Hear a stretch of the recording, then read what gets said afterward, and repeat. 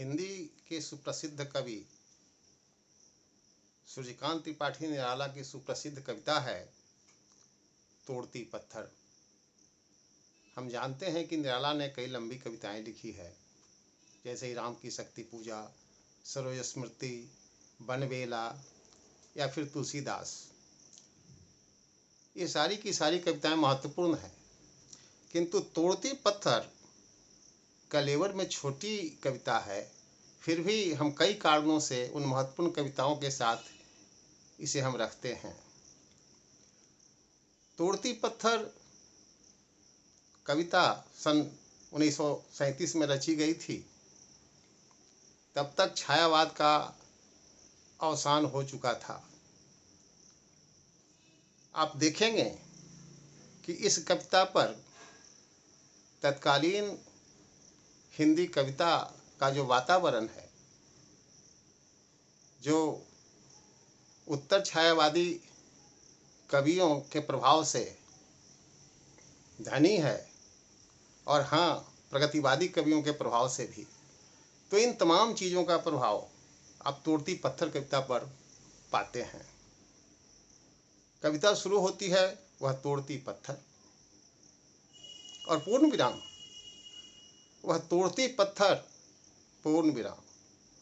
देखा उसे मैंने इलाहाबाद के पथ पर। इलाहाबाद तो भारत के ऐतिहासिक मानचित्र से गायब नहीं हो सकता, लेकिन वर्तमान में इलाहाबाद गायब है। लेकिन सूर्यकांत त्रिपाठी निराला जी की यह कविता इलाहाबाद को जिंदा रखेगी। वह तोड़ती पत्थर, देखा उसे मैंने इलाहाबाद के पथ पर। वह तोड़ती पत्थर और पूर्ण विराम फिर आता है। सवाल है, वह तोड़ती पत्थर का क्या मतलब? काल के किस खांचे में इसे हम रखें? वह तोड़ती पत्थर का मतलब वह तोड़ती है पत्थर, कि वह तोड़ती थी पत्थर, कि काश की वह तोड़ती पत्थर? अभी सब कुछ संशय में है।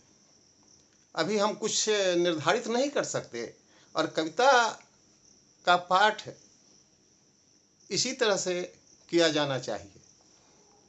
कविता के अंतस में प्रवेश करने की कोई न कोई चाबी, कोई न कोई दरवाज़ा, कोई न कोई उपक्रम कवि हमें अवश्य देता है, लेकिन फिलहाल वो हमें अंदर प्रवेश करने नहीं दे रहा है।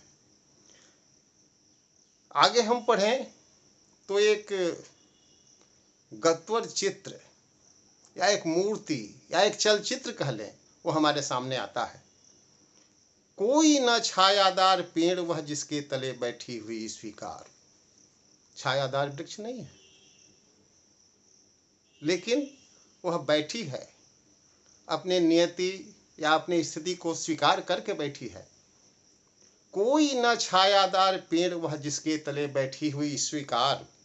श्याम तन पर बंधा यौवन, नत नयन प्रिय कर्मरत मन। गुरु हथौड़ा हाथ करती बार बार प्रहार, सामने तरुमालिका अट्टालिका प्राकार। यह जो पूरा गत्वर चित्र है या चलचित्र इसे हम कह सकते हैं। यहाँ हम मूर्ति कला भी देखते हैं। यह चित्रकला नहीं है, यह सजीव 4th डायमेंशन के साथ ये जो चित्र हमारे सामने आता है। तो इसमें पत्थर तोड़ने वाली जो मजदूरन है, जो संयोग से युवती भी है, उसके पूरे यौवन का शारीरिक उभार का वर्णन हम पाते हैं। कई लोगों ने निराला की इस कविता का जो आधुनिक समाकलन किया है और समीक्षा की है, उसमें इस पर प्रश्न चिन्ह भी उठाया है कि यहाँ जैसे गोया कि कवि जो एक मजदूरन की जो शरीर है उसको रस लेकर देख रहा है। लेकिन अगर कविता को हम पूरी निरंतरता में पढ़ें, आद्यंत पढ़ें, तो ये बात खुद ब खुद खारिज हो जाती है। हमें मालूम है कि निराला की इस कविता से पहले राष्ट्रकवि दिनकर ने भी एक मजदूरन के प्रति एक कविता लिखी थी और उसमें भी वो सारी चीज़ें दिखती हैं। खास करके उसकी रूपाकृति उस ढंग से उकेरी गई है कि आप कह सकते हैं कि कवि उसमें रस ले रहा। हम आगे देखते हैं इस कविता को। कोई न छायादार पेड़ वह जिसके तले बैठी हुई स्वीकार। आगे कविता चलती है। चढ़ रही थी धूप गर्मियों के दिन, दीवा का तमतमाता रूप, उठी झुलसाती हुई लू, रुई ज्यों जलती हुई भू। यह एक पूरा वातावरण है, सराउंडिंग है, ग्रीष्म का महीना है। चढ़ रही थी धूप गर्मियों के दिन, दीवा का तमतमाता रूप। तो कवि ने इस चित्र के द्वारा एक कंट्रास्ट रचने की कोशिश की है।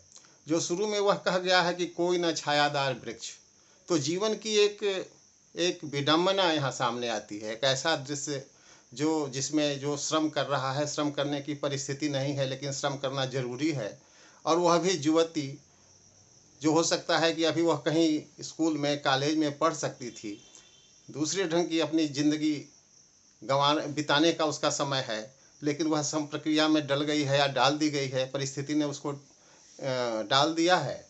तो इस ढंग से एक पूरा जो कवि ने शुरू में ही अंतर्विरोधपूर्ण परिस्थिति जो पैदा की है, उसी का यह विस्तार है, यह अवतरण। चढ़ रही थी धूप गर्मियों के दिन, दीवा का तमतमाता रूप, उठी झुलसाती हुई लू। लू कैसे उठती है? झुलसाती हुई लू, रुई ज्यों जलती हुई भू। यह जलती हुई जो भू है वह रुई की तरह है। रुई ज्यों जलती हुई भू, गर्द चिदगी छा गई, प्रायः हुई दोपहर वह तोड़ती पत्थर। दोपहर तक वह पत्थर तोड़ती है, और जानते हैं कि गर्मियों में जो धूल उड़ती है उससे तरह तरह के धूल में, हवा में कई ढंग की चिंदगियाँ, कई ढंग के छोटे छोटे जो वनस्पतियों के टुकड़े होते हैं वो सब उसमें घुल मिल जाते हैं। तो एक पूरा वातावरण जो है सो श्रम न करने का वातावरण है। देखते देखा मुझे तो एक बार, उस भवन की ओर देखा छिन्न तार, देख कर कोई नहीं देखा मुझे उस दृष्टि से जो मार खा रोई नहीं। अभी तक हम जो कविता में पत्थर तोड़ने वाले मजदूरन का जो हम वर्णन देख रहे हैं वह प्रधानतया वस्तुगत है, लेकिन कहीं न कहीं जो चीज़ें कला में या कविता में वस्तुगत होती है वो दिखने के लिए वस्तुगत होती है, वो आत्मगत तो होती ही है।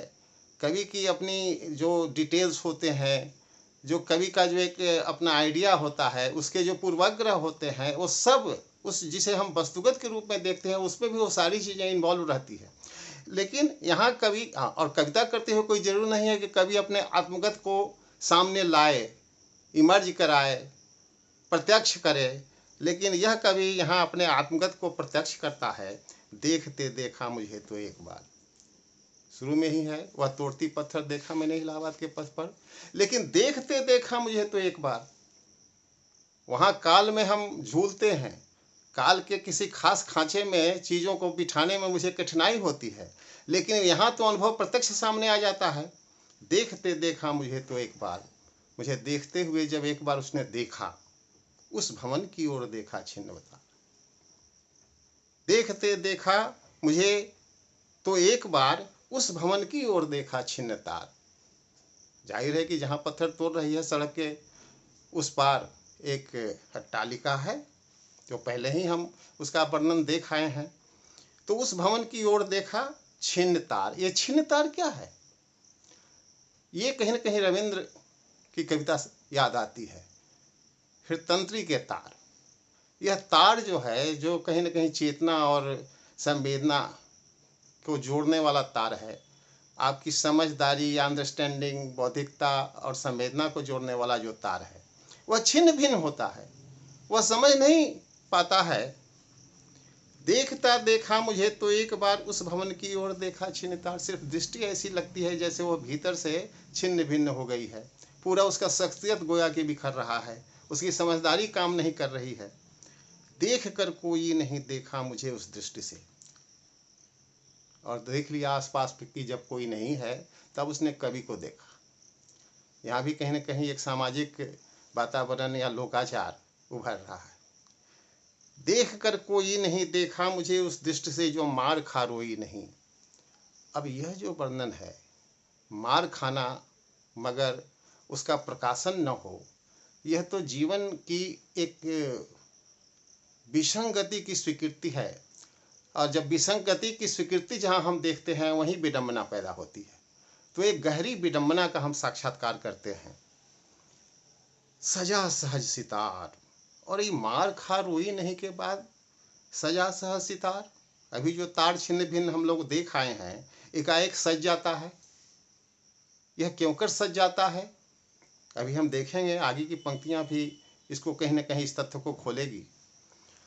सजा सहज सितार, सुनी मैंने वह नहीं जो थी सुनी झंकार, एक क्षण के बाद वह कांपी सुघर। सजा सहज सितार, सुनी मैंने वह नहीं जो थी सुनी झंकार। हमने जो झंकार सुनी थी उससे कुछ अलहदा झंकार मैंने सुनी। क्यों? क्योंकि जो पत्थर तोड़ने वाली मजदूरन है और जो कवि है, कवि के आत्म साक्षात्कार के माध्यम से दोनों एकाकार होते हैं। कहीं न कहीं हृदय के धरातल पर, संवेदना के धरातल पर दोनों एकाकार होते हैं। इसलिए कवि जो अब से अलग अपनी समझ और संवेदना के माध्यम से जो श्रमिकों के बारे में जो सोचता था, समझता था, उससे अलग एक आवाज़ उस तक आती है और उस आवाज़ के प्रति वह सजग भी है।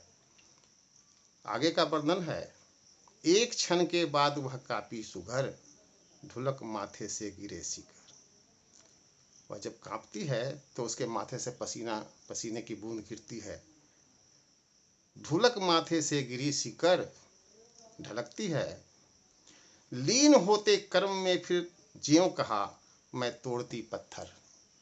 और जो वो मजदूरन कुछ नहीं कहती है, जो पसीने की बूंद जो ढलकती है वो बूंद शायद कहती है कि मैं तोड़ती पत्थर।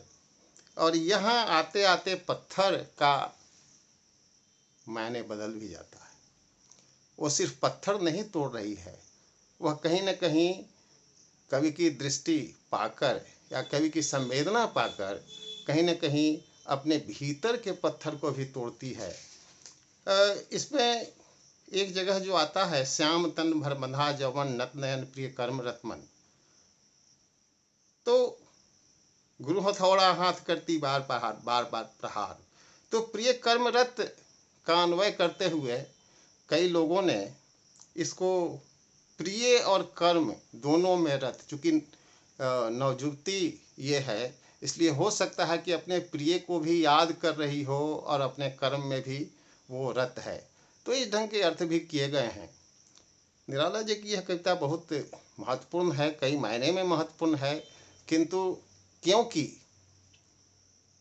जो हिंदी कविता की परंपरा है 1937 में जिस ढंग की कविताएं लिखी जा रही थी, तो उस कविता को यह एक नया मुहावरा देती है, एक सघन संवेदना, और उसको स्ट्रक्चर कुछ इस ढंग से देती है कि यह कविता बहुत ही महत्वपूर्ण हो जाती है। आज इतना ही, धन्यवाद।